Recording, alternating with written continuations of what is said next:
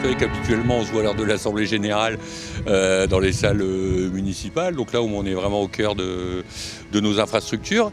Alors ouais, c'est vrai que 50 ans, c'est long, hein,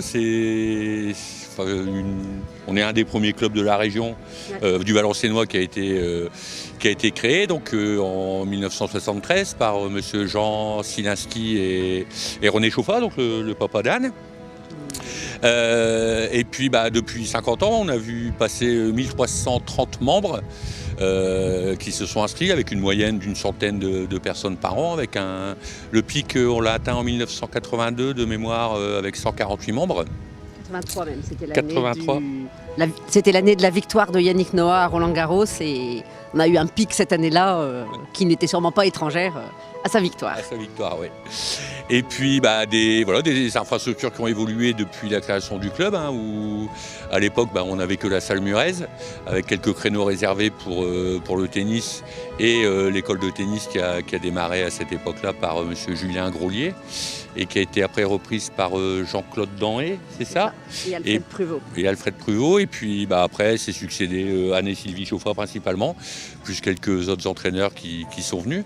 Et puis surtout les premiers jeunes qu'elles ont formés petit à petit ont évolué et sont devenus aussi entraîneurs comme Christophe Auvelinck ou Gaël Lochneux par exemple qui ont officié pendant des années aux entraînements du vendredi soir.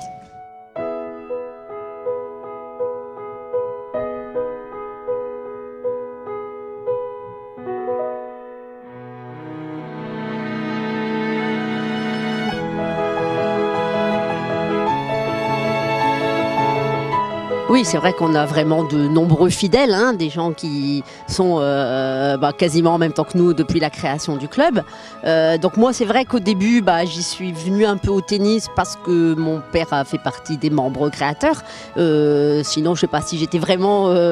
je ne pense pas que j'étais très douée à l'époque, mais bon, à force, on finit par se débrouiller un peu mieux.